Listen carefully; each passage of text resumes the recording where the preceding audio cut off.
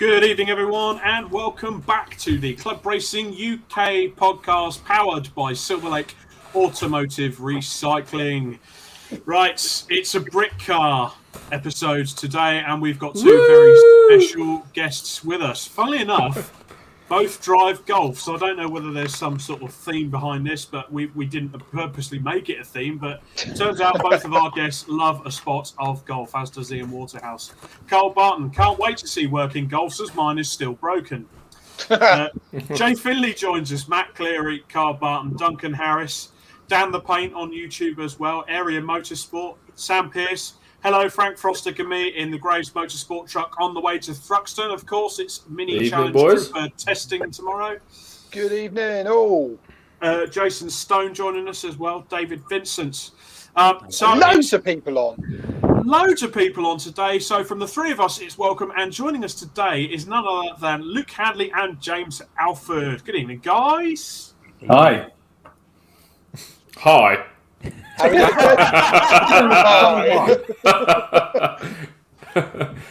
can't see anything appropriate yet. It's too early. We're only 4 minutes in. Exactly. You can't go inappropriate straight off. Can't go inappropriate straight away. However, James Alford is guilty of one thing. He did give us an idea shortly after the chaos of the last episode when we managed to get Club Racing UK to 400 YouTube subscribers. Now, the gauntlet has been thrown down for this episode. No. Okay. No. Nick is not agreeing to this, but we are, so it's okay. We're forcing. He's bows down to peer pressure like a cheap suit. It'll be all right. Now, James actually pointed out to me that Nick does look a little bit like this character. That's Beetlejuice, and this cap in particular. So you can buy the cap and hair on Amazon. So, ladies and gentlemen, if we get to 500 subscribers today on the Club Racing UK YouTube channel, Nick Holmes has to buy this and wear it for the next episode. So if you can, like and subscribe, everyone. Like and subscribe. Get yourself onto the Club Racing UK YouTube page. Share it to your friends. Get everyone to like it. Get the subscribers up. If we get to 500, Nick's wearing that on the next episode. Not negotiable. Mute him so he can't speak. No, seriously, I'm just going to say.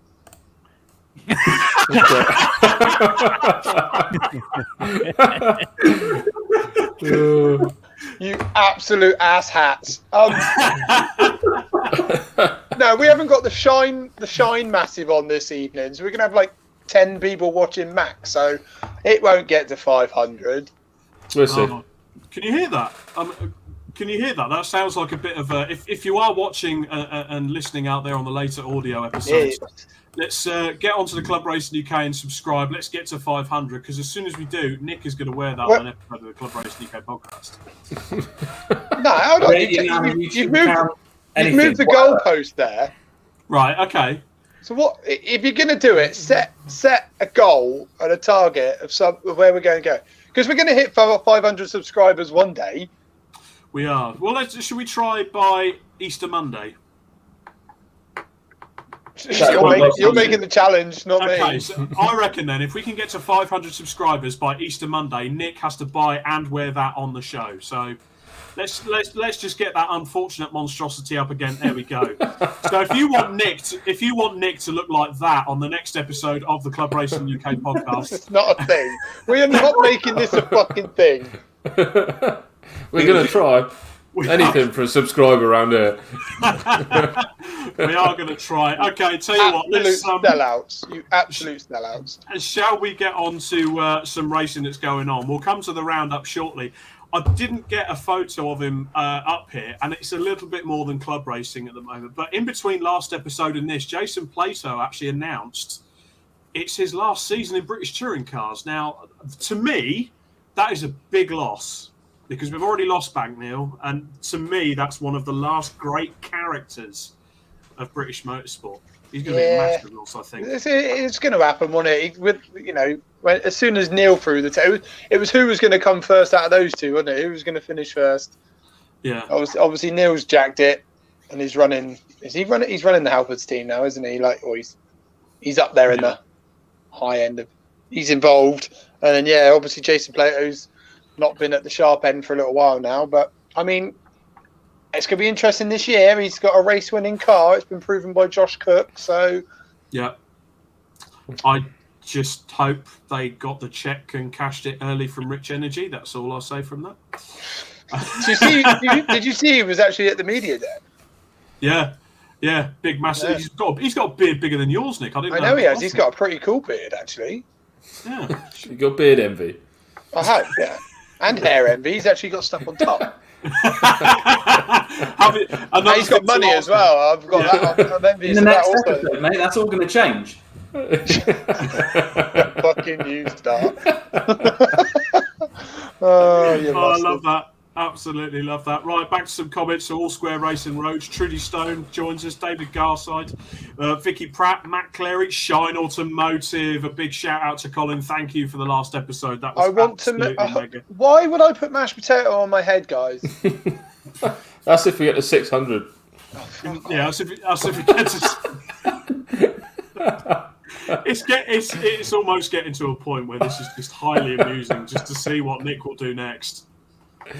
People will just tune in every 2 weeks to see what I'm wearing this next time. You've got to give the viewers what they want, Nick. You've got to. Exactly. You have to bear the brunt to give everyone the slice of Nick. I'm game if it's going to make us global superstars, but... There we go. Right, another bit of news that came out today is the launch of the Civic Challenge on the BRSCC bill. Yes, it's going to be a good one. So that has been launched by Messrs. John Peerless, I believe. Yeah, John Peerless and team have launched the Civic Challenge. This year they're racing alongside, I think it's Club Sport. Yeah. Just to reiterate, but next year it'll be a series/championship. Yeah. I believe it's an offshoot of other Civic championships that are going on. But it's a group of friends all putting it together for budget Civic racing, really. So they made an announcement earlier with some dates, prices, etc. and like that. Check out on the Club Racing UK page and the paddock. But yeah, we'll hopefully be doing a bit of work with them. Possibly this year to help promote the new series, which would be cool. Well, some of the dates have announced. So they've got May 21st, 22nd at SNET 300s. They're in June. They're at Anglesey, Donington in July, Cadwell in August, Croft in September, and back to Alton Park in October for the final round there. And the entries, you're looking at anything for triple header races between 425 and 375 for a double header. So that's quite good value there. Good value for money. I mean, as you know, I feel Civics are getting a bit like MX-5 now. There's 333,000 Civics in the current UK motorsport scene. So why not have another series championship for them? Why not? Well, talking about chasing round after EP3s, we may as well just go into news/race roundup, Stef. And we'll start off with Japfest. But I know what's coming. Stef, if you want to play the video.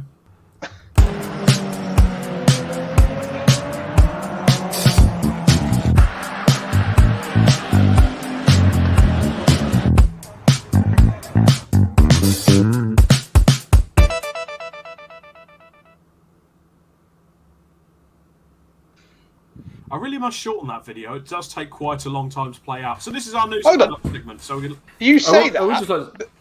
The entrance video into the podcast is nearly 5 minutes long, gents. That's pretty much. I was watching it like, fucking hell, this is really long. You probably lose about 20 viewers. Oh, bored now. It's always gaining the whole way through. Always gaining the whole way through. Anyway, chaps, so you both descended to a big vape festival at Silverstone on Sunday, which just happens to also have.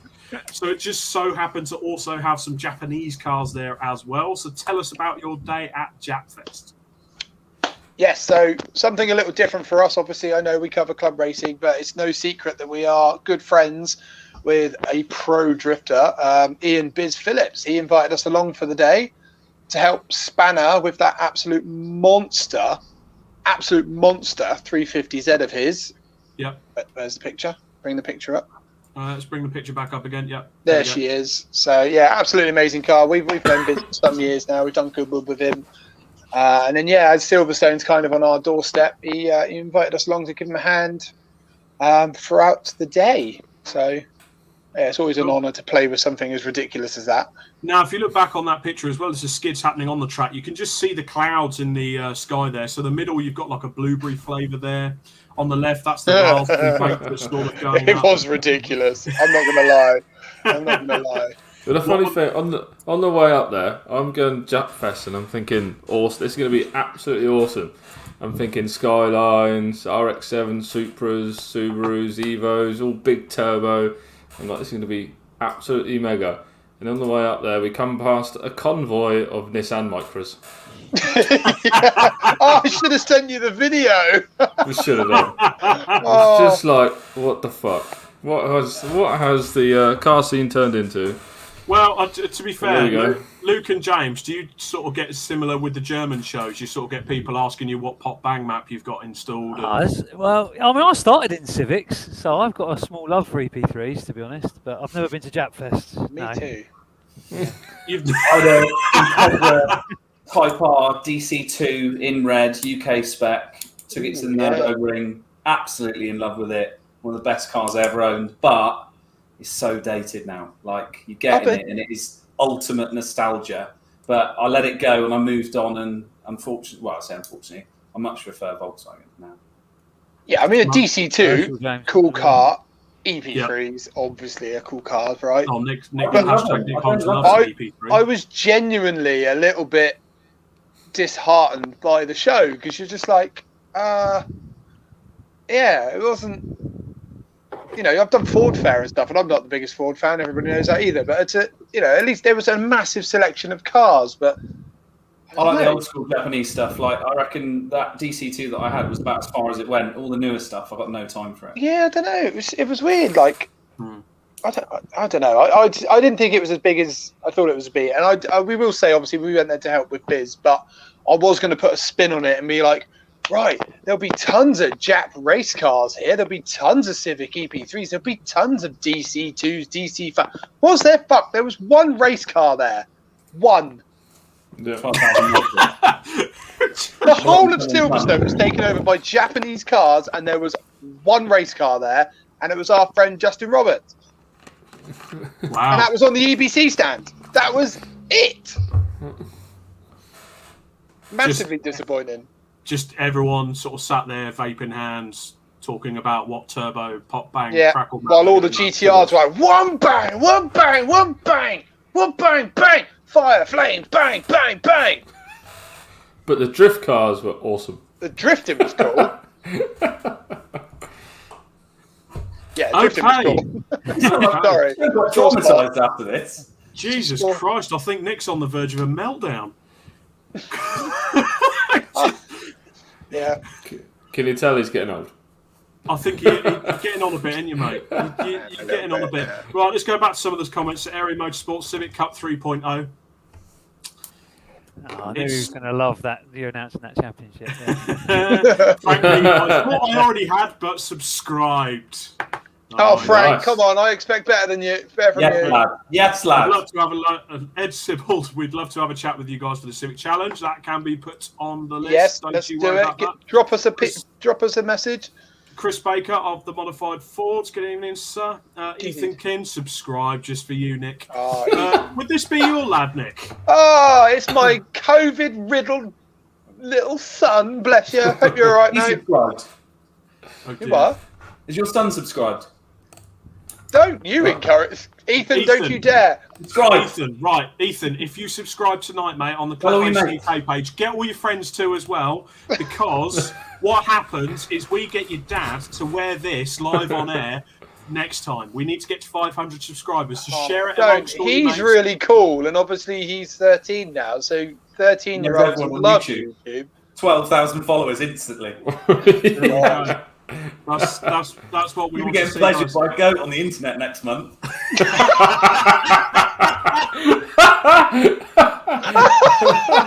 Oh, 18 minutes. It took me 18 minutes. Jesus Christ. And just like that, we've been shut down. Good to see you guys. oh. Right, should we move on to some racing roundups? Well, I think that'll be Move on from the 700 subscribers, yeah? Yeah, move on from the goats. There's been quite a lot of racing going on in the past few weeks, and it's been absolutely brilliant. Thank you, Justin, for bringing a race car to Japfest. Yeah, probably the only... I mean, maybe jumping the gun. Did anyone put any pictures in the show? Feel your Say pain. that again.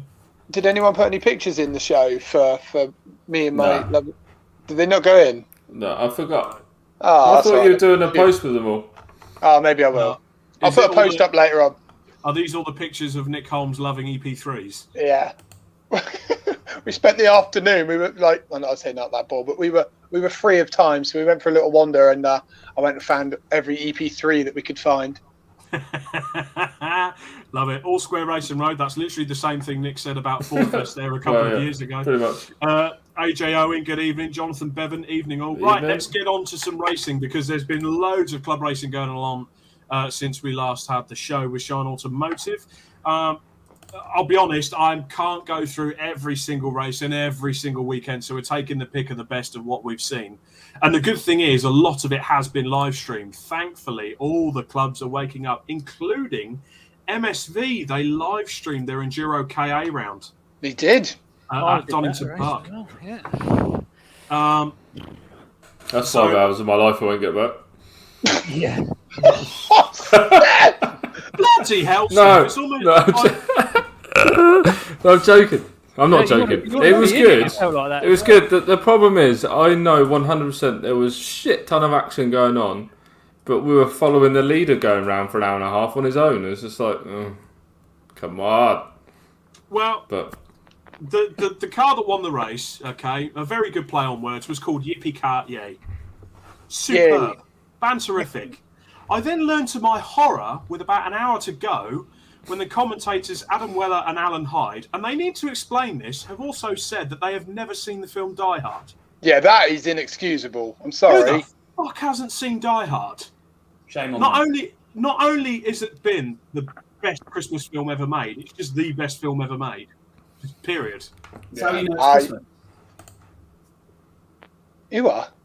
It's how you know it's Christmas. Nakajima Well, that's Tower. it. That's it. Yeah. Yeah. Christmas Eve, Bruce Willis, car, body going out, hitting the car, Sergeant Alpow down. It's just...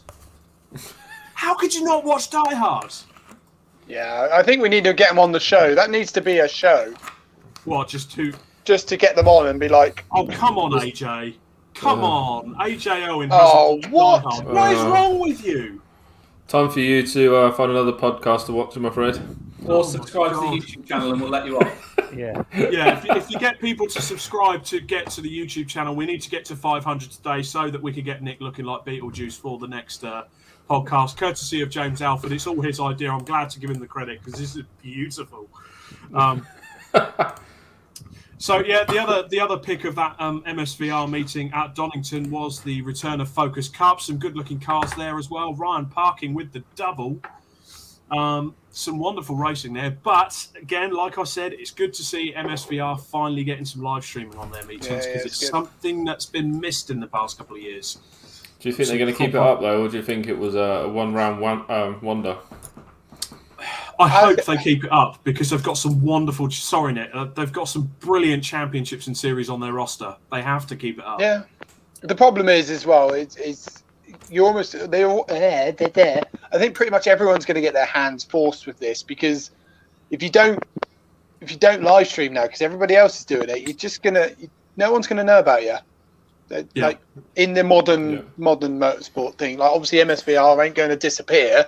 They do a bloody good job of what they do, but if you're not live streaming your events, people just won't be watching it. You know, we cross post and everything in our group, and hopefully everyone ticks on and watches away. So yeah, you got to keep it up. And generally, looking for. Yeah, I mean, we do not meet like you hit it on the head, Nick. They've got some brilliant racing in their ranks. We mean no malice in saying what we do, but live streaming, especially for their competitors, would make it so much better because there are other clubs out there. Most of them, probably 99% of them now, are offering some sort of live coverage. Yeah. So you've got to offer that nowadays. So whilst we're on the subject of it, I know we've covered it before, but obviously, James, Luke, how do you feel about obviously live streaming? Is it an appeal to you guys in the series that you race in? Is it a must-have? It's a must. It's got to be a must, isn't it? Especially if you're going after sponsorship. It's a must-have because how do you sell to someone that they're going to be, sponsor your car if they're not going to be on the internet or, in any way advertised? Plus, friends, family. It's a massive draw. So I remember last year when we did some 750 stuff, they couple of races that they didn't have live streaming, and it is just a pain. Looking back, even going back when you get home and watching it back and everything like that, it just detracts from the whole experience, I think. Mm-hmm. And, yeah. What do you think, James? I completely agree. Like you said, last year when I was in the 750 as well, they missed a few rounds, and it was a real nightmare. Like everyone asks, like, how do you get on at the weekend? And normally it's like, I'll go on YouTube or we share it on our socials. Like the sponsorship deals that I've done for this year, I literally wouldn't have got them if I didn't have live streaming. It's a massive no-no. Yeah, definitely. So that is for anyone that is going down that route, forcing someone's hand to, go down the sponsorship level. That is an absolute must. You see more people going to the events if they can get the sponsorship. Yeah. Yeah, absolutely. Yeah. Well, I mean, there's a couple of questions here, so I'll put it to you guys. So, Carl Barton, do you think the live streams will affect long-term impact people attending events? I don't think that will. No. I think it enhances the actual attending the event because friends, family, sponsors, whoever comes and watches it, they go and watch it. But not only are they sat on the bank watching it at turn 1, for instance, they've also got it on their phone, haven't they? So they can actually, even though it's 30 seconds behind when you're at the circuit, you can still see what's going on. You can work out why there's a red flag or yellow flag or whatever. You can't just see a few cars just buzzing around. I think it enhances the whole experience. Yeah. No, I totally agree with that. Jonathan Bevan, live coverage is great, but ultimately it's a race of paying on entry fees. I mean, there's a lot more that's going into the entry fees going up at the moment. I'll be honest, I think it's going to be a lot of the clubs are using their sponsorship money for their respective championships to pay for the live streaming because they know it gives them more of a benefit. It gives them and their competitors, their clientele, if you will, more of a benefit than those without. I know there are several series that take a chunk of the sponsorship money, especially to pay for the live streaming, which is great. Yeah. Which is great. Shine Automotive, 100%. It was really good to watch back the Enduro KO race that we was involved in at Donington Park. Have other... And it ends there. I think the comment may have been longer or he's hit send a bit too early, but... Matt Clary, just hope we don't end up having to pay for live streams. I don't think ultimately that'll be the case either, because I can't see that being a club racing thing. It would be ridiculous, to be honest, if you then start having to pay for it because people will just go, okay, then I won't watch it then. It's a very fine margin, isn't it? People like the live streams because they can just go, bing, just click on it, and it's live motorsport at your fingertips when you want to watch it. Absolutely. Being able to catch it on YouTube and things like that as well. You can watch it back whenever. I mean, prime example, this weekend I'm working, so I won't get to go to any racing, so it'd be nice to just be able to pick up the live stream and see what's about. So exactly, and for us, I mean, prime example, last weekend I was at Brands on the Saturday at the BRSCC meeting, but we were checking in with the 750 Motor Club because we also had vested interest there as well.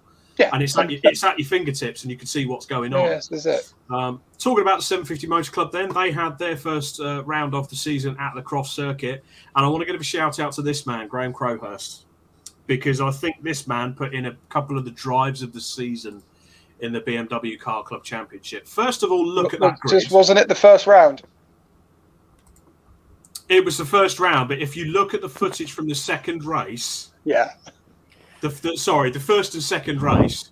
So he won the first race by a country mile. A few of the guys in his class had a few issues, but he won by a country mile. It finished under the safety car, but the pace he was at before that, he was flying.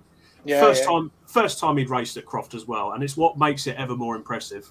And then in the second race, Mike Cutt is what you would call a Croft stalwart. He's been there and raced so many times. Yeah. And if you get a chance, I think Graham's got it up on his Facebook, so have a look for Graham Crowhurst on Facebook, just to watch the 3 minutes of his fight with Mike Cutt. That was a bloody brilliant battle. Beautiful battle. But it's like you texted me straight away when you watched it, Nick, on the live stream. It was superb.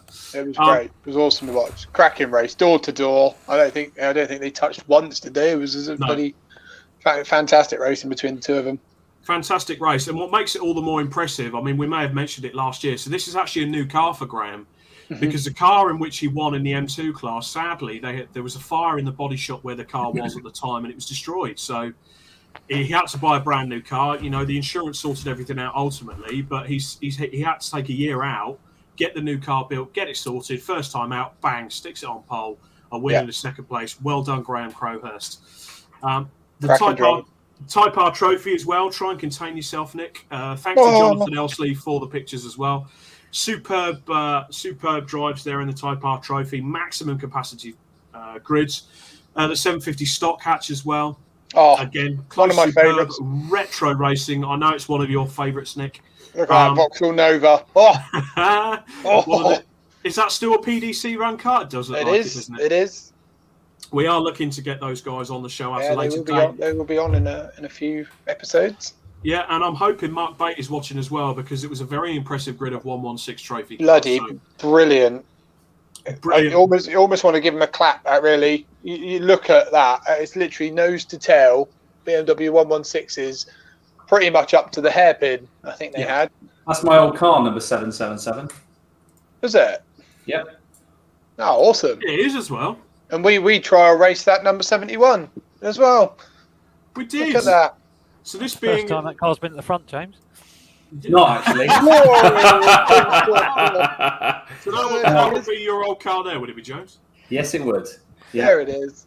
So yeah, no, many good results in that car. That was a really good car, and that was my motor racing teeth cutting car, and I proper loved it. It was called Forky, hence why it's got Forky on the bonnet. Yeah. Why was it called Forky? I really like Toy Story 4, so did the kids. We wanted to call it fair car enough. something, and Forky came along, and there it was ever since then. Ah, fair enough. So yeah, and every time I had Forky on the bonnet, I got a result. Nice. So yeah, I got a podium on that weekend. So yeah, it was a really good that's car. good. But yeah, sad to leave, but obviously times move on. But it's definitely got a piece of my heart, the 116 trophy. Oh, I love that. I love it. The Mark guys and from Plymouth, Mark have and now his gone up team. there. Yeah, the Bloody guys from Morrow Motor Services there, that I sort of dragged them into the series now. They've got 2 cars in there, they run another car, and they Oh yeah, do a seen the cracking car. job. So yeah, really, really great series. Yeah. Superb. Awesome. So on the Saturday as well, as I said, I was at Brands Hatch, obviously with the modified Fords. But the one series that really impressed me was the BRSCC Fiesta Championship. Some of the cars in that. So obviously you're used to now seeing the old ST150 Mark 6 Fiestas. And what they're doing now is they're really concentrating on this new shape. So they're about 240 brake, all a controlled set of parts. The racing was absolutely frenetic. It was brilliant. Absolutely brilliant. Slick tyres, controlled parts. We like a one-make series anyway, but it's something different. And to me, this is part of the new generation that's going to start to come in. Little turbocharged cars to replace the naturally aspirated stuff. Yep. The age of the cars, they're about 10 years old, a bit newer than that. And I don't know about you, but I like the look of the newer Fiestas. I got a soft spot for them. Yeah. I like selling them. Yeah. You lost. You must have. You like selling them. Yeah. They make you money. Make me money. Did you sell any to the grid? No, I've never sold one to the grid, actually. I've sold a couple of 116s that I've took in on part exchange. They've gone to become 116 trophy cars, but yeah, I've never... There you go, everybody. If you're looking to join the new BROTC Fiesta Championship, then James Alford here, he will definitely sort you out with some. There we go. Now, the main attraction at Brands Hatch at the weekend was many, a shitload of caterers. 3 of them nearly piled into my van when I was trying to find a parking spot at the weekend. However, this picture tells you how close the racing was. Oh, look at that. That was I think that was called a virtual dead heat. Yeah, they did. They announced it as a dead heat. But there is one question. What the fuck has happened to 53? No nose cone. Yeah. There's no nose cone. There's an arch missing. I mean... Yeah, but that's standard catering racing, that. That's just a track day. It was only a track day. That's standard catering parts. They just fly off. Ask Callum of turn 7. He'll know. We'll have to get into Callum about that. And of course, so plenty of catering racing on, fast and frenetic. The Fiesta Juniors were there as well. There was only 1 or 2 of the new gen cars out, but I'm told there's more to come as well. That was good racing. The Track Attack boys were out as well with David Clark. He had a bit of a mare as well on that old venerable Renault 5 Turbo. Love that little Renault 5. It's old school cool, isn't it? Yeah, it is. Old school cool. Like me, I'm old school cool. Just old school. And it was good to see the modified Fords out as well with my old mate AJ Howe. So of course that's who we were there to see at the weekend. One of the cars also out after his roll a few weeks ago was Malcolm Harding. You wouldn't have noticed that. No, all repaired, good to go again. And he was racing. He was racing hard as usual. Dave Cockhill dominated in his Escort Cosworth as he usually does. Brilliant driver. But my mate AJ, well, he's our mate. He's our mate. Well, yeah. It's Oh, not mate, just you, AJ. mate. If Silverstone wasn't stressful enough, I mean, I know I get a bit emotional with these things. So Well, you're a Ford owner. You're bound to get emotional. I'm bound to get emotional. But this actually spawned what is going to be the latest article I'm writing for Motor Racing UK. I'm making a point about scrutineering, and in particular, the attitude of scrutineers. Oh, here we go, everybody. Get your opinions in the comments below, team. I need that popcorn gif. Yeah. I need to go get a wooden spoon. Hold on, I feel like he's going to do some stirring. No. I will be very fair, very concise, and look at it. Now, their job is to ensure our safety and ensure the rule book. I get that. Absolutely get that 100%. And in particular, after what happened last year, we found out how wrong motor racing could go. Not exactly down to the preparation of the cars. It's many different factors that you know, and you do get some cars turn up that are just downright dangerous, and you want them to be weeded out. Okay?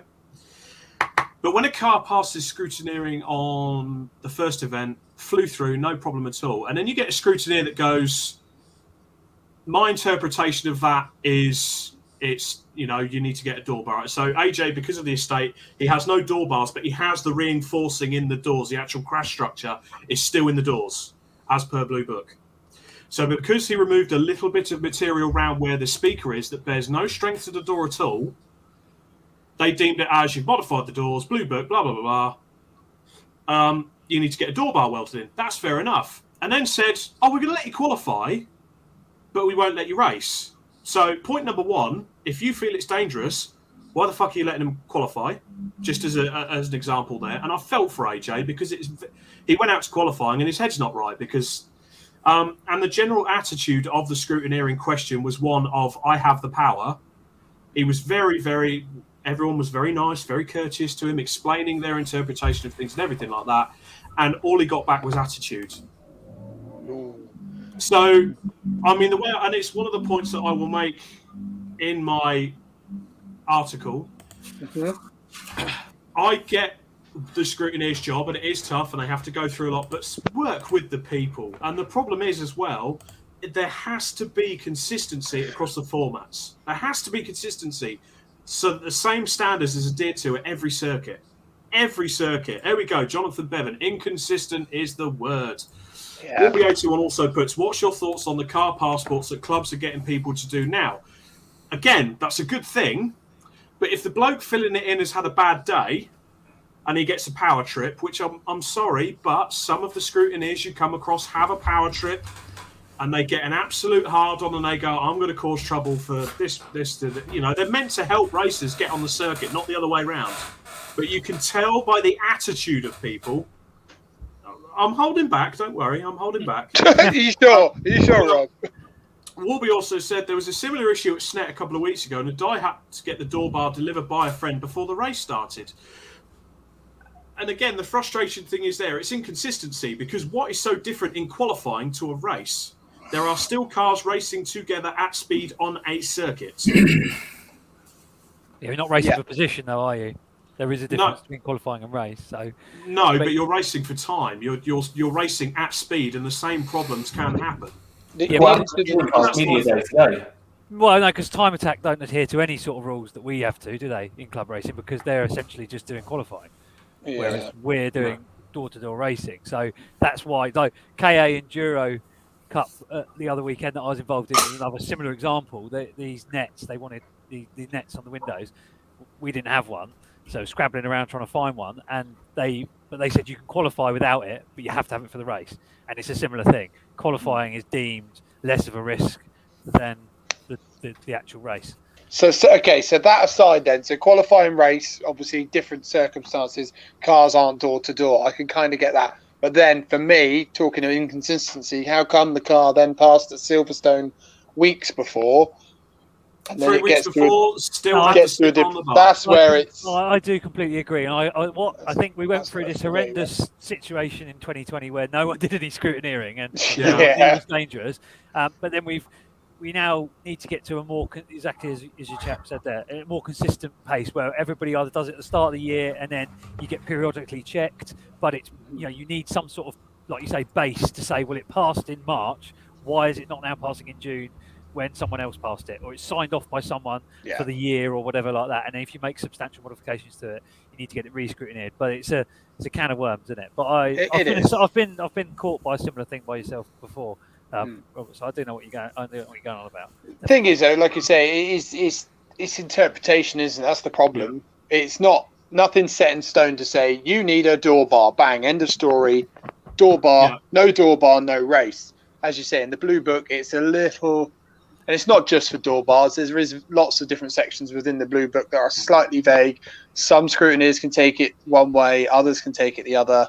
I can't vouch for people's attitudes and things like that. I mean, as you know, Rob, in the first year of us racing, my poor little Vauxhall Vectra got absolutely hammered by one particular scrutineer because he didn't like the fact that the spare wheel well was missing. You remember that? Yep, absolutely. Every other time it passed with flying colours, but if it was that scrutineer, he was on it and he would not let up at all. And I mean, I was at the back of the grid every single time of the car. It wasn't a safety issue at all. It was just it's not to the silhouette of the original car. La la la la la. He was just being a cock, quite frankly. There was no safety aspect at all. He was just being a knob. And lo and behold, I've still got flat floor on the back of the car, so yours. Yeah. But you know what I mean? It's that side of things. So I mean, to be fair, if it's a safety issue, by all means, just I mean, and to be fair, you have to work together on it. You know, and the races as well. There are some races that are damn right rude to scrutineers as well. It has to be a two-way street. But the problem I have, and the issue I have, I actually heard a couple of weeks ago at a separate race meeting with a completely different club, and it was a scrutineer saying, I have the power to do what I want. And the way he said it was exactly that. I have the power. It was like he had a hard on. Like he had a hard on. I've been given but power, it's like if you give someone a high vis and a clipboard, isn't it? Fucking hell, next minute, no, they're the next. Not necessarily. In 750 Motor Club, they come at the tabard of shame. So be very careful. COVID officer. Exactly. Oh, yeah, COVID officers when we first went racing. Oh, fucking hell. There was one guy at Alton Park and he told me I had to go and stand outside to eat my tea and biscuits. What? Why? It was fucking. But because he had a high vis on. They do have some sort of entitlement that that's where we've got to be careful. I had something similar. I run the Stilo Bluetooth headset for my comms. Yeah. And it's a little Bluetooth device that sticks on the side of my helmet. And I did the checks and stuff, and I left it in for that. I'd normally take it out just because I didn't want to bother them with it. And they were like, you've got a camera on the side of your head. I was like, show me where the lens is. They're like, no, you've got to prove to us that it's not a camera device. I was like, in the nicest possible way, look at it. I said, it's got a button on it that flashes, a plus and a minus for the volume. I said, show me where the camera is. They go, no, you got to remove it, otherwise you can't go racing. I was like, where do you go with that? Like you said, they've got the power. Yeah, that's the problem, isn't it? But if you don't get the little sticker on your helmet to say it's good to go, get out. Obviously, in the back of my head, I want to nut him and tell him to suck a dick, but that's, I can't do that. You can't, because then you definitely won't go racing. Exactly. No. But I mean, there almost has to be something in place as well that if there is a consistent issue with a certain scrutineer being a bit of a numpty, that you can report them and something they either get a talking to, a bit of retraining, something like that. Yeah, I mean, the thing is, that's the other thing, isn't it? Is I'm assuming they get tested and are proved that they can be competent scrutineers. Please write in the comments below if you know of a certain test or how does it work. You don't just wake up one day and go, I'm a scrutineer. I'd imagine there's a governing body that, I say a governing body, obviously Motorsport UK and stuff like that, but obviously appoints said scrutineers. I couldn't go and be a scrutineer, for instance. I don't just wake up as one. So, it'd be interesting to know where's the consistency, what line, who's monitoring that these guys are actually doing their job properly. Absolutely. I feel like this is a completely different topic we're talking about today. It has Gone gone well off. off, Gone off. Sorry, guys. I know you guys have come on to talk about Britcar. We will get there in a minute. Only because I had to make the point, but I will be making the point. If you buy Motor Racing UK magazine, I will write it on the latest column in there. It's actually being submitted. Just as well, just quickly, if it is a subject that I feel like we're touching a nerve on here, and there's things that we need to talk about, obviously let us know, and we'll turn it into a full-blown show. Maybe we'll get some scrutineers on to actually explain what they go through. Explain what they go through. So yeah. The Scrutineers at Croft last weekend, this is from Graham Crowhurst. The Scrutineers at Croft last weekend were pretty brutal. Barely any car made it through without talking to about something, but then they slapped a pass sticker on it anyway, barring a couple. Thankfully, my Scrutineer was nice as anything. All square road and racing comes from the other side. On the contrary, our Scrutineers at Donington for the Clubmans at the weekend were extremely good. There we go. Okay. Superb. And again, you could also have a system where you can rate the Scrutineers on if they do well and they work with you. We don't. I don't think we need that. Swipe right for a good scrutineer. Well, you've got to take the with the bad. Sorry. Why am I out at Nando's with the Scrutineer? AJ Owen, I think every car should be checked at the first round. It's then logged and can be randomly checked at any point. And again, AJ, that's a good point. I mean, I think after the 2 years we had where we were all self-certifying and there were people that were taking the piss with it, so they have to do something with it. But come on, guys, if you're watching, work with us, not against us. Everyone wants to end up racing. If you get a power trip and start pulling cars, you'll end up with no bloody cars on the grid. So. Anyway, I believe this needs to be an episode. Let's put it on our whiteboard and we'll make an episode of it. That does need to be a bit of an episode, I think, guys. So moving on from that, let's talk Britcar Trophy. So we've got these two gents here. We haven't got time. Into the show. Yeah, the end of it. Sorry. Sorry, guys, we ain't got time. Joking. 45 minutes into the show. And, okay, James Alford, you first. You'll do the punishment. So you've raced a number of cars. You started off in 2018 in the 116 Trophy, I believe, yeah?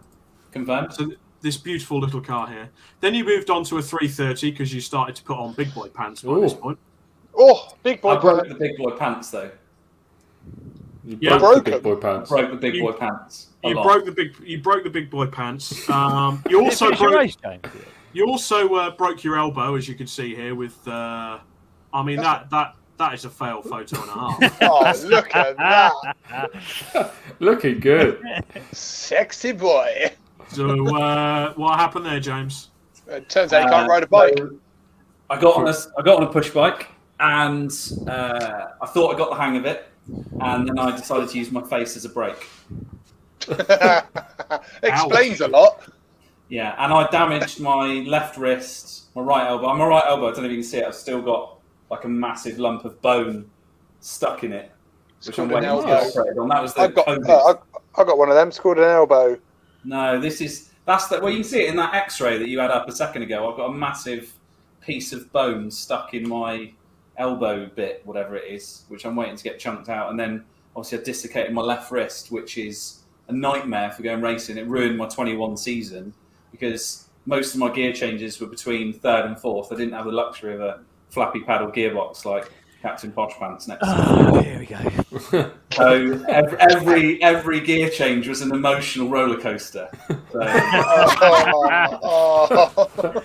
like a little bit of tear, some tears come out, you know.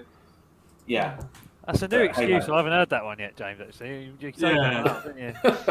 I was going to say though, as soon as you sort of said emotional roller coaster, I just had the meme in my head. Emotional. Exactly that. I didn't want to do that. Yeah, and obviously I got smashed up at the beginning of the year, didn't I? Well, let's look into this. So there are a few pictures that you sent over of smashed up golf.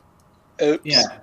So that was the Friday test before the first race of the season, and exactly a year ago. Yeah. Huh? Exactly a year ago. So they've got this thing which is the Ginetta AM. So basically they chuck people in these super fast Ginettas with Pirelli Pilot Sport 4 tyres on, so the wrong tyres, on a dry track and go help yourself. And they've got no idea what they're doing.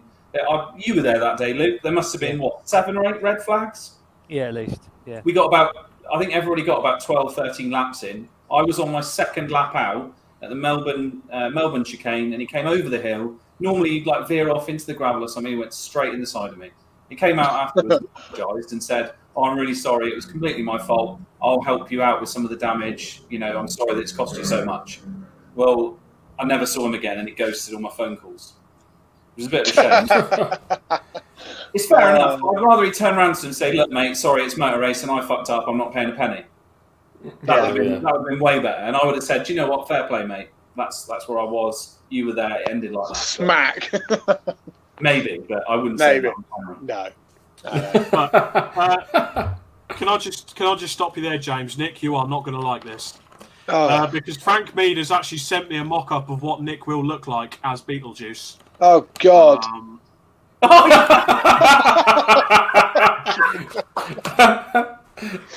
I think he may have sent that to me as well, but I can't see it because I'm on my phone. Frank Mead, if you are still watching the podcast this evening, Frank, first of all, you're a legend. Thank you so much for that. That has given me much pride and joy. Unfortunately, chaps, we are up to 431 subscribers as it stands. So, if you are on YouTube, or your mates on YouTube, or your nan, your granddad, your kids, anyone, just get anyone to jump on and subscribe to Club Racing UK. As soon as we get to 500, Nick gets to look like that. How many have we actually made any subscribers this evening? Yeah. We've made two. There is progress. There is progress. So, 5, I think.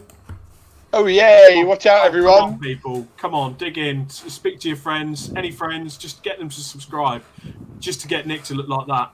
Just to get Nick to look like that, would be so good. Right, James. So sorry, we've digressed. So you started off in the 116 trophy. So what? So you did that for how long? About a year or so. Got some very good results. Year and a bit, yeah. I got my first ever race that I did, like green as you like, on my own. Obviously, I live in Plymouth, which is every track is 12 million miles away. Mm-hmm. I think the closest one for me is Silverstone. If I drive like I'm about to go to jail, there's about 3 hours and 50 minutes. So that's the closest. Like obviously, there's Castle Combe and Thruxton, but I don't really race there. I'm racing at Thruxton in 2 weeks with the CSCC as because I've never done it before, and then I'm doing it with them at Castle Combe like 2 or 3 months later. But just so I want to race on the track. But yeah, I got a 6th, and then I think I got another 6th, and that was when I met the guys at Saxon Motorsport because I put road going Brembo pads on, which exploded going around Snetterton. Obviously new to racing, I didn't think that was a thing that could happen, but there's a really good picture, which I couldn't find to send to you, of my brake pads actually exploding. And then I met those guys and they looked after my car, and the rest was history. I sort of put it on. I think I had 2 seconds, a third. I missed a race win just through getting too excited and letting someone pass at the end. I led most of the race. And then obviously I moved on to the 330s, which was a massive fucking failure. Saying that now, that car now belongs to Rory Baptiste, who does very well in it. He's had quite a few class victories. The biggest problem with it is I kept overheating the rear diff, and I couldn't get past it. I tried different drivetrains, different diffs, and then the guys at Saxon built this diff cooler for it, and they haven't had any problems since. But once you've had enough problems with the car, Luke, you can probably level with this. Once you're out, you're out. Totally. Yeah. I could have, if someone said to me like, "Here's a can of fuel," I would have burnt it. That's that car. So I was happy to see it go. And then that weekend is how I ended up. I rented a Golf off boys at Team Hard for my first time at Donington in the torrential rain. I think you were there for that weekend, weren't you? It was when Jonathan Packer did some sort of I incredible gravel. Kung Fu Ninja Panda drive and pretty much beat everybody in funnily enough, an EP3. Yeah. The Type R Trophy spec EP3. He just completed it, like beat everyone. Yeah. I thought I was driving well, and he drove past me like I was stood still in a car that had 100 more horsepower than him. Yeah. So that was very impressive. But yeah, and then obviously once you've had the flavour for a Volkswagen, you're like, and obviously I sell them as well, so I know what they're like. I'm like, why wouldn't I have one? And then all of a sudden, Anthony Rogers let me know that there was one available, and funnily enough, I owned it very quickly. Yeah. So predominantly you raced it with the 750 Motor Club. So Yep. a successful couple of years there. What made you move across to Britcar Trophy? I'll be honest with you, I didn't have a great time with it. I had a lot of trouble developing the car. Obviously, I had that massive crash at the beginning of the year. I had some gearbox failures, fuel leaks. I've only got a standard tank on it, so I'll only do like somewhere at Croft, which is one of my favourite tracks. I couldn't do the whole race on 2 tanks.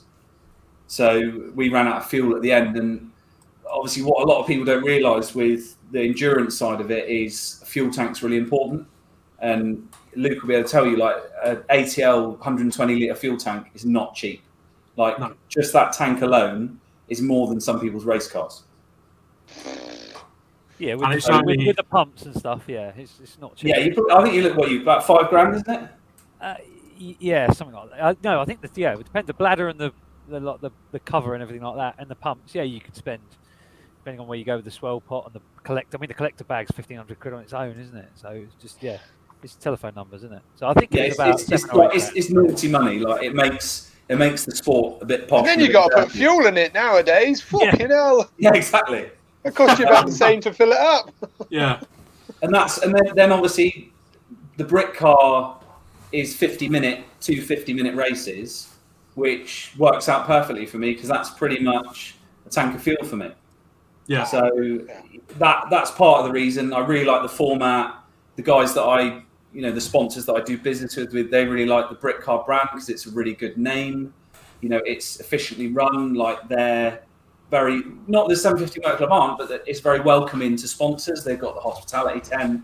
There's stuff that each have got, but it worked for me at the time. And it is good, clean racing apart from the first race of the season. Yeah, I mean, if looking at Trophy, it's effectively Britcar going back to its. I know they've got the big endurance side there with the mad GT3 cars and stuff like that, but if you can remember when Top Gear effectively did the Britcar 24-hour and what the production side of it was back then, it was what you guys are doing now with the Golfs, old diesel BMWs and stuff like that. It's good to see a good eclectic mix of what I would call modified production and sort of high-end modified cars. I think it spoke volumes, didn't it, when they announced the Britcar Trophy? Was it probably 2 years ago? Yeah. About that, it absolutely exploded. I don't think I've seen a series championship fill up as well as it did, as quickly as it did. It was insane to watch. Like, I think you ended up about 50, 60 entrants. You need something daft like that. And it's just good turnout. There's a lot of variety there, and there's certain cars are better, and they group the Clios together in one thing because in the nicest possible way. As much as I love running Clios, they're a fucking nuisance. Yep.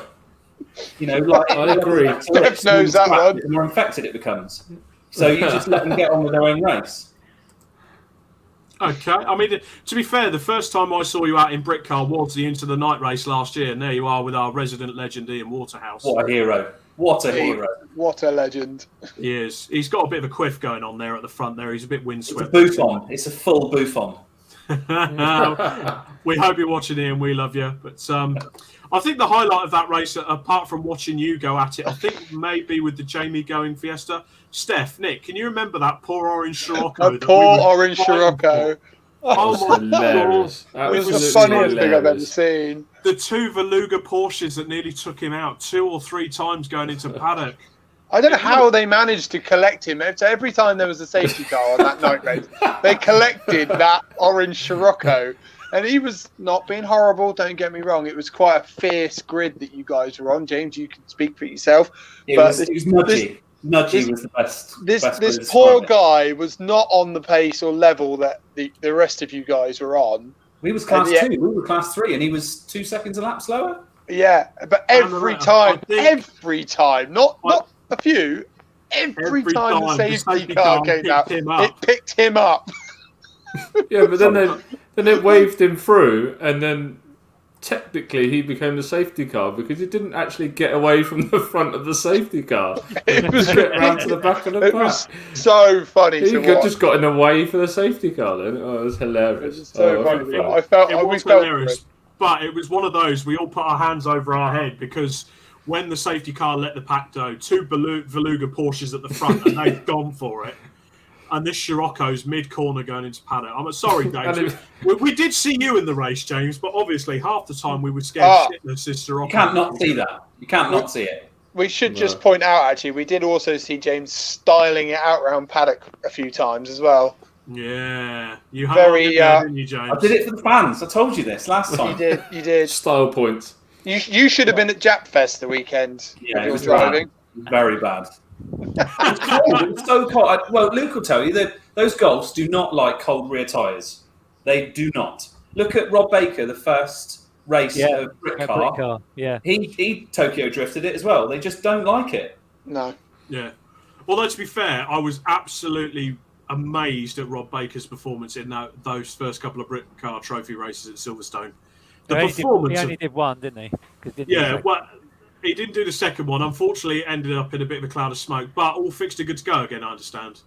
Yeah, just about. Yeah, believe it or not. I think the V-band came off the turbo, which then melted the brake servo and the fuel line. So it could have been a damn sight worse. Whoa. Oh. Yeah, but Jesus. Just one of those freak things that happens. But luckily, Rob, I don't know if you probably haven't seen it, but he managed to get it over into the international pit entry and pull it over at a marshal post and get a fire extinguisher, get the bonnet up. So he didn't even set the in-car fire extinguisher off, and then managed to put it out himself. But probably mainly because it's his car and he runs the team and he knows what he's doing. But I think if it'd been a punter in a rented car, it would have just been up in flames. I think. Wow.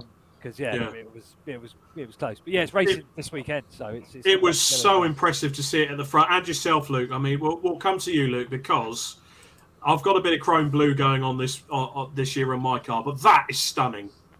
I've sold that car now, which is a little bit sad because that was the first Golf we built, and I had a lot of success in it. Won 2 championships in 750 with it, one at Anglesey and stuff. It was, that's actually the same car, but obviously with a new wrap, and then we wide-bodied it over a season. But and then built a new one for this year, and I've had a similar pre-season to what James had last year because someone smashed it up and all sorts, and we've had little problems and niggles, but hoping that... It wasn't a Ginetta AM driver, was it? It wasn't. It was a guy in an RCZ, actually. Oh. I don't know. Have you got my video footage from where... I didn't want to share it because it was like, the guy got like £250 fine and 3 points in his race licence, so I didn't know if we could talk about it publicly and then not get chastised for it. But yeah, it was just... We can talk about whatever you want. James was behind me and I overtook... Well, we weren't lapping him, James, were we? He was just a slower driver of the two drivers, and I overtook him and he was about 15 metres from the apex, and then was about 10 car lengths in front. And if he didn't hit me at the next turn, he would have just ended up in the gravel. But not only did he hit me, he then ricocheted back and collected you as well, James, didn't he? Not quite so badly, but... He's lucky he didn't break my toe on mine. Yeah. Bloody hell. Well, we definitely didn't plan to have you two on after something like that, but... Well, and to be fair, the other guy's not here to defend himself, and he was very apologetic. And he didn't defend himself though. He just said, "I didn't brake very well," and that was it. He just that was all he said. And then, like I say, the clerk gave him 3 points and £250 fine. So and some strong advice. Yeah, didn't fix my rear quarter, unfortunately. No. Yeah. So you've had quite an interesting career so far. I mean, Nick, steady yourself, mate. But you'll also recognise this picture, chaps. I showed Stefan earlier, but Nick, do you recognise that background? Oh, I do. There we go. I recognise that stand over there. Oh, that was the last time Autosport even happened, wasn't it? It was. Yeah, it was. Yeah. Our first time of ever being there, and then fucking COVID. Yeah. Well, give you some EP3 porn. So yeah, that silver car was I hired it originally with Area Motorsport with Rob for a season, and then I wasn't very good in Civic Cup, to be perfectly honest.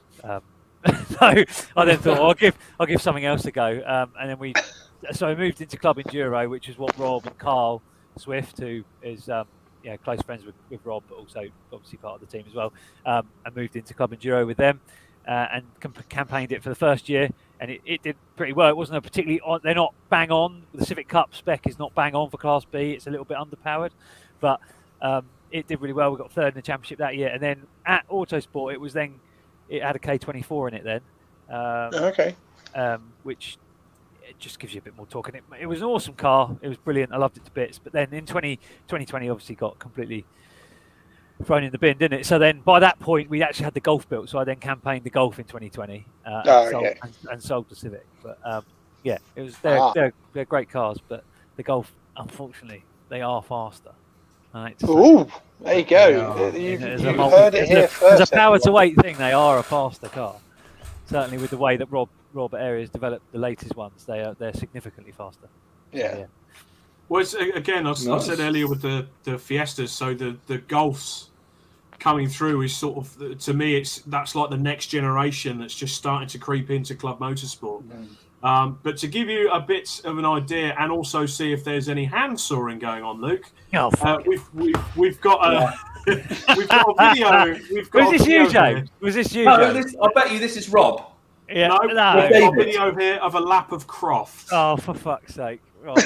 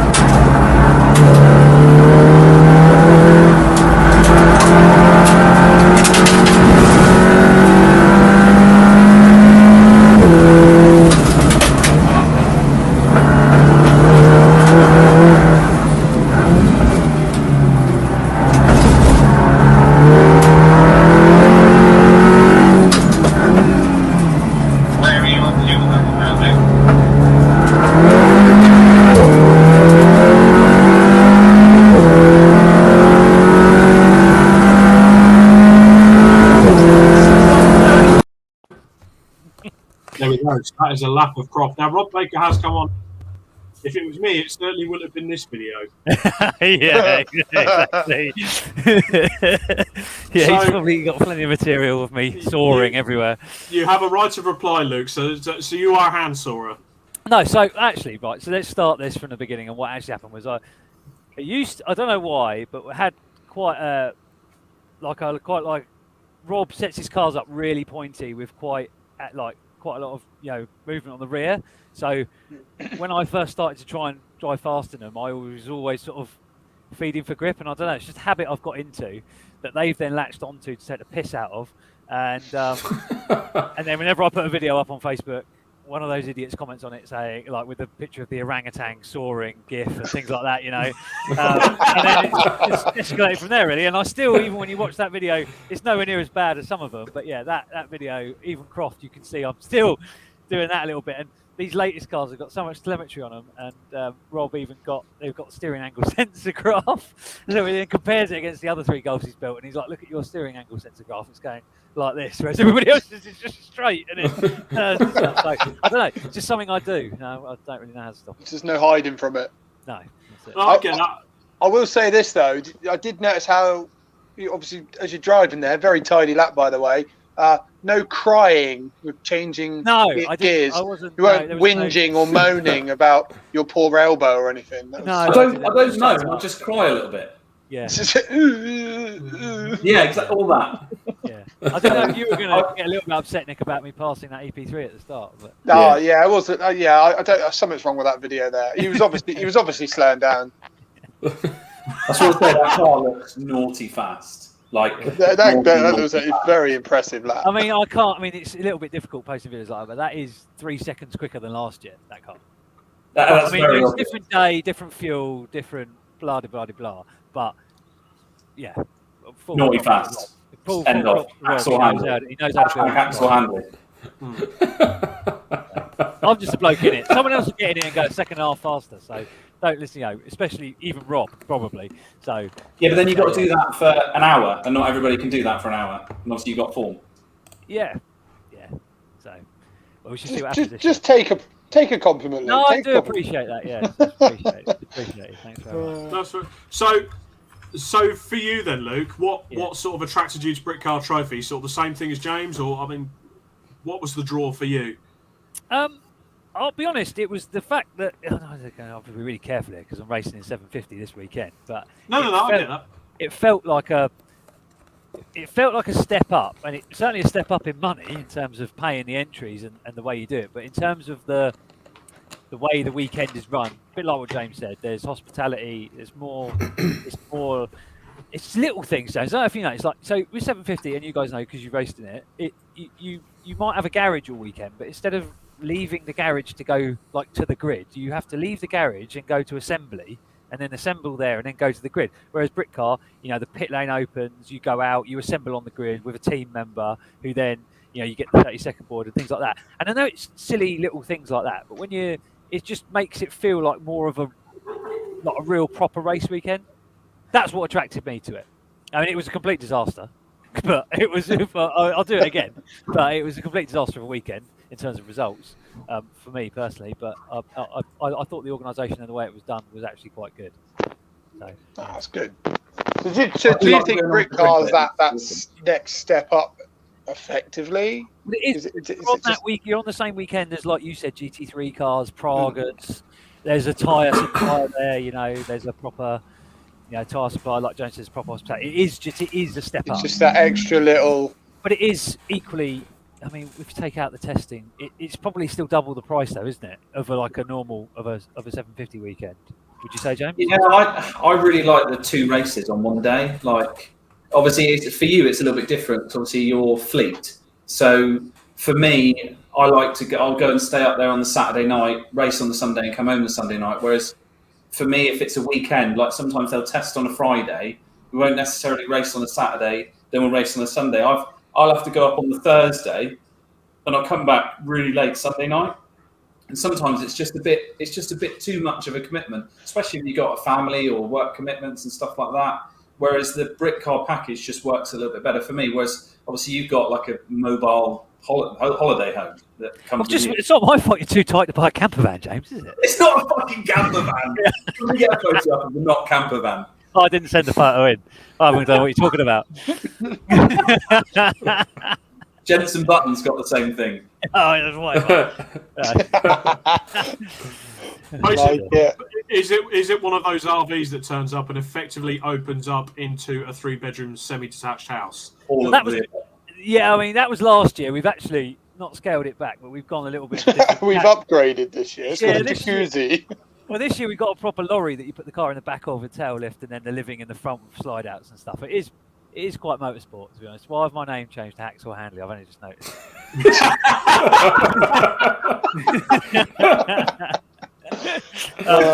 Who's put him up to that? But you got to have the right. I'm a great believer in if you're into something, you've got to spend as much money as you possibly can while you can get away with it. So, yeah, definitely. Can't spend it when you're dead. That's for sure. That's it. Yeah. No, that's fair enough. So this is sort of. Oh, hang on. Rob Baker's just come out with a beauty here. Glorified. Oh, he knows. He's got nothing nice to say about anything. That bloke. He's supposed to be. I'm supposed to be a paying customer. I'm supposed to be a paying customer, and he's abusing me online. You're paying for the bants. That's what you're paying for. I'll tell you Get what. an invoice for that. Bants. I'll tell you what. Right, Rob Baker, we need to get you on the show because you are coming out with some absolute corkers tonight. Fair play. We need to get Area Motorsport on the show for an evening of banter and talking about. Let's do that. He'd talk EP3s all night long, wouldn't he? Yeah. Rob Baker, your Croft lap was fantastic. There we go. Oh, there you go. There's a bit There we go. Yeah, he You're feels painting bad him in now. a bad light here, Luke. Yeah. If you met him, you've met him. You've got to have met him. Yeah. I think at some point, possibly, our paths may have crossed. He'd have probably seen us swanning around the paddock, trying to look reasonable. But I don't think we're not the ones swanning around here, boys. I think we're living it wrong. Judge by the sounds of it, these boys have got the right idea. I mean, to be fair, though, I mean, I know it's. I mean, and this photo's courtesy. This was one that Laura Jones. She does a lot of work behind the scenes with Britcar. I mean, that shot there, but every single car I've seen that Area have made, whether it's Type R Trophy, Civic Cup, the Golfs, TCR, anything like that, they are absolutely beautifully prepared, immaculate, absolutely immaculate. Stef's just letting the cat out. Yeah. Can you not just ring a bell for Jeeves to rock up and let the cat out, Stef? I was just thinking that. So even with my earphones in, I can hear I'm getting slagged off already. You know, ring the Jeeves bell. Jeeves, the cat needs letting out. Jeeves. I was wearing a Beetlejuice helmet though.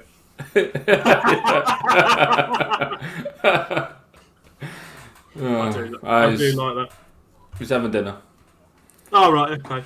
But yeah, and so anyway, back to our conversation. So, I mean, you're in a beautifully prepared car. So, I mean, question to the both of you. So, what are your plans moving forward in Brickcar Trophy and beyond? Are you looking to sort of... I've got another year. Obviously, I've got this year sort of mapped out. I would really like to... Obviously, it all depends on sponsorship and how it goes, results. As much as anybody says you could be the best talker on the planet, but if you don't put it on the front of the grid, nobody gives a fuck. That's the long and short of it, like when it comes to sponsorship, especially at our level now. So, you know, if I have a good season, maybe have a little tickle in TCR. That's what I fancy. But obviously at the same time, everyone needs to appreciate that it's $5,000 a weekend. It is a massive... I think it's even more than that, James. Yeah. Isn't it? Well, you've done it. You've had a go. So, like, I dipped my toe in it, and it looked like $5,000 a weekend, but realistically $7,000. If you hit either of the front ends, you'll do the gearbox, which is $20,000. Those numbers are really frightening, but obviously, at the same time, you've got to have a dream. Like I started off in a 116 trophy car, which I was told would be $5,000 completely built. It wasn't.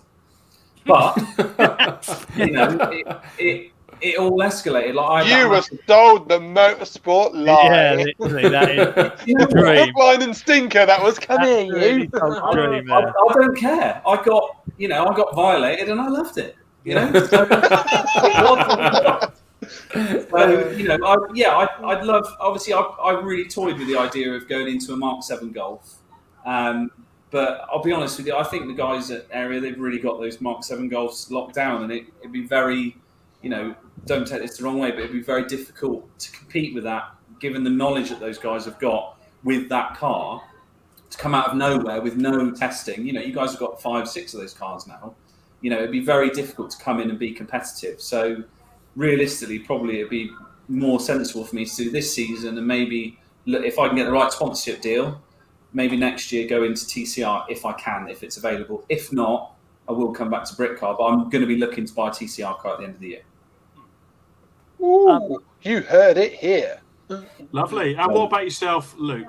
I mean, I'm on a similar path to James, but I feel like I bought a TCR car last year from Europe and bought it back, and then did a couple of test days. People don't believe this, but to build a Mark 7 from like a road car into a spec car that we've now got of those is basically the same as price as buying a TCR car and bringing it in. It's between 50 and 60 grand, and people are like, how have you spent 50 to 60 grand on a Mark 7 Golf to go and race it? We just spoke about the fuel tank. That's exactly. People just don't see it, but you just have to go through the spec list to explain it. But TCR, James is dead right. It's $2,500 a weekend to go like Britcar racing in terms of like after the entry fee and stuff. It's about $2,500 I normally budget, but to go and do TCR, it's 7 to 10, and damage on TCR is big. TCR's the dream. Don't get me wrong. Rob runs. I think he's got 4 cars or 3 cars out this weekend in TCR. That is the dream to go and do it, and that is a real step up. I personally think, in terms of it's the next level. And despite the hate it had because of British touring car in this country and TCR, a lot of people not keen on TCR, but I think it's actually gaining some momentum now. Oh, it's massively. I think that's a massive understatement there. Like he's brought in, like now they've signed that deal as well with the is it Motorsport UK or the FIA? It's affiliated now. You've got. Yeah, I think because they had a certain amount of cars in it, they had to do that. And I think, to be fair to Stuart, he has done that and brought it round and turned it into a proper championship as opposed to one that just included old touring cars and things like that. I think at that point when it had VW Cup at the back of the grid and all that sort of thing was a little bit. All 3 of them. Yeah, it was all a bit, wasn't it? But now it's an actual. I think they've got 26 cars on the grid this weekend coming. Yeah, it's huge. And I think that would be. And again, if you got a TCR, James, you could then race in the big boys Britcar on there. Yeah. You get a bit. I've got a bit more flexibility with the Britcar side of it as well. So yeah, I really fancy it. But there's a lot of things that need to line up to make it happen. But at the same time, with the direction and all the hard work that Stuart Lyons has put into TCR, getting sponsorship to go to that level is so much easier now than what it was 2 years ago. Yeah, I agree. But you have to, and as long as you get the sponsorship, because I get to a point, and I know you do, James, and you said about it with the BMW, is that motorsport has to be at the level where it's fun and affordable to you. As soon as it becomes like unaffordable and everything costs an absolute fortune, it sucks the fun out of it. And then you think, what the fuck am I doing this for? I could just go to work and have this grief as opposed to coming here and spending a fortune and it all going wrong. So that's how I sometimes feel about it. So I think you have to find that level. If you get sponsorship and that takes you to the next level, then that's brilliant. But if you're funding, and you're still, even with sponsorship, you're still funding a huge amount of it yourself. So I know you do. We both do, James. But yeah, and everybody else does. But getting into those next level, it's nice to be part of those next level championships. And I think the Britcar is ever so slightly up from the normal club level stuff. But yeah, I don't know. I think this year is my first full sponsorship year. So I've got 2 really great partners on board that have both clubbed together, and I've worked out what's going to cost me for the year and present it to them, and they've jumped on board. And it's been really amazing because I don't know if everybody does the same that's in the same position, but I really like working with the people that I work with. So Octane Finance, I deal with on a personal level through my business anyway. So we write a couple of £1 million a year's worth of business through those guys. And WMS, the warranty company, we do similar in my trade. So it's like and it works for everybody. It's like a huge networking thing across the country. Everybody gets what they want out of it. And it is nice. And like I said, if I can elevate that to the next level and, they see it's working for them, happy days. But yeah, that's where I'd like to be. But yeah, this year's hopefully going to be a good one for me. And Britcar, as the first meeting of the year, they really brought their game, and I had some sponsors there, and they really enjoyed themselves. They come out there and they basically pissed themselves. They were that excited, which was great. That's fun. Well, they young girls, James, you brought along as sponsors. What? Who was pissing themselves? Why were they pissing themselves?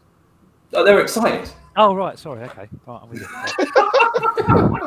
They're just incontinent. Yeah, incontinent. All your sponsors are incontinent. Yeah, exactly that. I've got incontinent sponsors, so I love very much. And I suppose as well, with the way they do the race format, like you said earlier, James, so if you have an issue in the first race, you've got a chance, whereas a lot of the endurance series, obviously, that's it. If something goes wrong on lap 1, you're done. That's you done. Yeah. And you know what happens. You've seen it before in other club endurance series. There's been a big one, or anything like you make a little mistake, stuff like that. You go off into the gravel. That's your day done. But at least here, you've got a second chance to go do another race. Put it in the gravel again. Yeah, absolutely. I think we call it running out of talent. I think you don't need to sugarcoat that. When we run out of talent, your day's done. You got to blame yourself, and you got to accept that. If you get a mechanical failure, that's fair enough. But sometimes it does happen. Sometimes you make a stupid mistake. It happens. But we've all done it. But then at the same time, like you can be driving along aimlessly, like Luke was on the first race of the year, and obviously you got T-boned so aggressively. It was. I couldn't believe it. I struggled to get back up to pace for half a lap, because I had it in my face just watching what happened, and I was like, oh my god, I can't believe it. So sometimes it happens, and that is motor racing, I'm afraid. That's motor racing, unfortunately. Now we've got a comment here from a young chap called Anthony Rogers. As long as they like coming second or third, James. So come on. He was potentially going to go onto the show tonight. So tell us a bit about Tony Rogers, guys. You can't call him Tony Rogers. He only refers to himself as the Sheriff. The Sheriff. Okay, so there is a story. You won't acknowledge it unless you call him the Sheriff. So Tony Rogers is a pickpocketing tow rag, and he will actively go along that line. So I had a bit of the first race. I started from the back of the grid, and I got myself up to second in class. I can't remember what it was overall, and I got fuel starvation 6 minutes before the end. Yeah, drives past me, hand out the window, hey! Comes up to me after the race, goes, "I picked your pocket. Cheers." Me on the podium, starts giggling at me. He's such a fucker, but we do love him like a fat kid loves pet. He did the same on the second race. Like I was in the lead, and I went a lap down on the safety car, which I shouldn't have. I pitted just before the safety car came out, and I lost a lap. And I was another lap, and I would have overtaken his co-driver Finn, and I would have won the race. And again, he came up to me, likes to rub it in my nose, But it's fair. They won fair and square. And yes, I didn't enjoy it, but at the same time, I see the funny side of it because I will get it. To be fair, that right there is part of the camaraderie of club racing. That's what makes it so. That's what makes this sport so good. Yeah, we regularly have phone conversations. I ring him up. I call him a thieving knobhead and all that sort of stuff, and it's all fair game. Yeah. Put more. I can't read that out. Deal with. That's what I mean. You can read that out. Anthony Rogers replies, "Put more fuel in, you tight twat." Exactly. He's not wrong, is he? Let's be honest. If you're going to run out of fuel, I had a fuel leak. So that's why I did it. The second race, I did not have a fuel problem. Non-tight twat. But he does beat you all the time, then, yeah. This is the first time I've raced against him in the same series. So far, he has beaten me every single time. Oh, okay, that's good to know. That's good. It makes you feel any better, James. I've beaten him a few times. He's definitely beatable. Yeah, but then when you beat him, he'll disappear. I've noticed that. If somebody's beating him, he'll disappear. Oh, he don't want to speak to you then? No. Well, he was parked next to the paddock. He's parked next to us in the paddock at Anglesey. So we just got all the. I hope he's still listening. We just got all the excuses of why he didn't beat us. But yeah, he is definitely beatable. Yeah, I think the next race at Snetterton, I'm looking forward to it. So yeah, hopefully that'll be an opportunity for redemption. We will see. Redemption at Snetterton. We will definitely see. So, guys, I mean, by all means, give a shout out to your sponsors and whoever's listening tonight. Fill your boots. I'm good. I think most of them have tuned in, so I run over who they are and what they do, that sort of stuff. But what I would say is I've really enjoyed racing the last couple of years. I've met a lot of really, really cracking people. Like, even if you're on different teams, you're racing each other, somebody else beats you. Like, there's no funny business. I had a race at the end of the year at Alton Park where me and Andy Bailey, did Andy Bailey buy your old car, Luke? No, he didn't. No, Whatever it was, we had a massive, I think we spent 2 laps repeatedly hitting each other, passing each other, hitting each other. Got to the holding area in the 750 Motor Club, and I thought we were going to have a ruck here. Got out of the car, had the best time ever. I think he must have been nursing a semi, but that's motor racing, I loved it. It was brilliant, So, and I think that's what it's all about. So, I'm not going to stop anytime soon. I ain't giving it up. So I like it. That's what it's about. Awesome, Luke. What about yourself? Any sponsors or anyone you want to give massive shout outs to? Now's the time. Yeah, I mean, obviously, I mentioned him enough times. Sound like his fucking boyfriend, but yeah, Area Motorsport, Rob, and all the guys there. Tom, my race engineer, absolutely, literally everybody. Motorsport is a team sport, very much so. And Area make it me able to win championships. Simple as that. Wouldn't happen without them. I'm sponsored by Martin's Volkswagen on the car.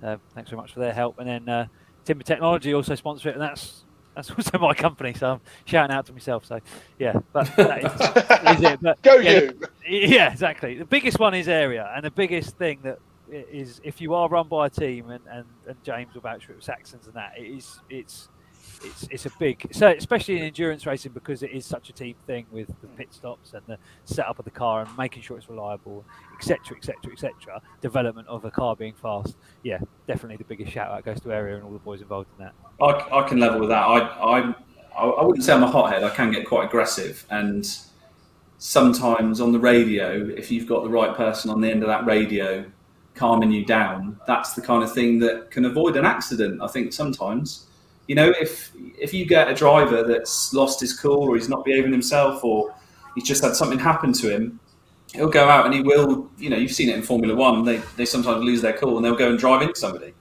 So I think if you've got the right person with the right frame of mind on the end of the radio, and obviously, you know, like Luke's got the guys at Area, I've got the guys at Saxon, they're incredible. They make it sometimes what it is, and the strategy behind it, because you don't think straight sometimes when you're in the car. You don't think that now's the right time to pit. You've got someone on the end of the phone going that knows a bit more than what you do. You've got to listen to them, and 9 times out of 10 it pays off.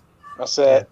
There's definitely an ego sat in that car. Doesn't matter whereabouts you are on the grid. I'm an absolute fiend for it. Absolute fiend. The redness comes down and I'm out. Yeah. So it's counselling. I get free counselling. I'm sure that's on my bill. I'm the opposite, James. They have to tell me to go faster. Dave definitely comes on. I remember Snetterton last year, and he said, "Luke, what are you doing? You are literally wanking around 3 seconds off the pace. Will you fucking pull yourself together?" And then I did, and I don't know why I was. I just was. So, but yeah. He's got quite a calming voice, though, so I probably struggle to do that. Yeah. That's it. Just a little bit of motivation, boys. That's all you need. Yeah, I like to cook my tyres and roast gearboxes. So yeah, it's normally the other way around for me. Yeah, well, it was probably because you're getting crying when you're changing gear, isn't it? And that's why it's roasting their gear. Yes, thanks for that. I'll write that down in my little book of sorrows. Angry gear changes. Yeah. Angry crying gear changes. Love it. I love it. Well, hopefully you get the surgery soon to rectify the issues with your elbow, James. We will certainly be keeping an eye out. I'll certainly be keeping an eye out on you guys this season. So, Luke, you're racing with the 750 Motor Club this weekend? Yeah, Monday. I think, 1:45, I think, or 2:45 the races. Yeah. Brilliant. It is live streamed again, Alpha Live. I think they do a lot of them, don't they? So Yeah. Oh, excellent. Well, we will get sharing that on our socials. We'll be keeping an eye on that one. What about yourself, James? When are you next out? 20. Hang on. Jesus Christ! He's had the answer for everything all night, hasn't he? 23rd of April at Thruxton in the CSCC. So I'm out in my white Mark 6 Golf then, and then Britcar. We've got quite a long old wait then until the 15th of May. So that's going to be some emotional damage trying to wait until then. But Anthony Rogers, wherever you are, if you're still listening, I'll have to try and keep my cool up until Snetterton and not do anything stupid. Redemption. That's it. You guys are battling at Snetterton, and we're going to watch it. Yeah, you get amongst that. Make sure it's on the telly as well. Whoever runs the live stream on that one. We might get involved. We'll see. Door donuts could be on the cards. I like that, guys. Well, thank you to Luke Handley and James Alford for Hacksaw Handley. Oh yeah, Hacksaw Handley and James Alford for popping on the podcast this evening. Thank you to everyone for tuning in this evening. Nick, Steph, is there any other business? YouTube tomorrow night is the race car review of Red Seals Racing BMW M3. So tune in for that. Yes, subscribe. tune in. Get Nick with the funny great show. We love it. Keep subscribing to our YouTube, everyone. I can't wait. Brilliant. Well, the thing is, guys, we have got a target. So Easter Monday, we will call it Easter Monday. We need to get 500 subscribers for Easter Monday.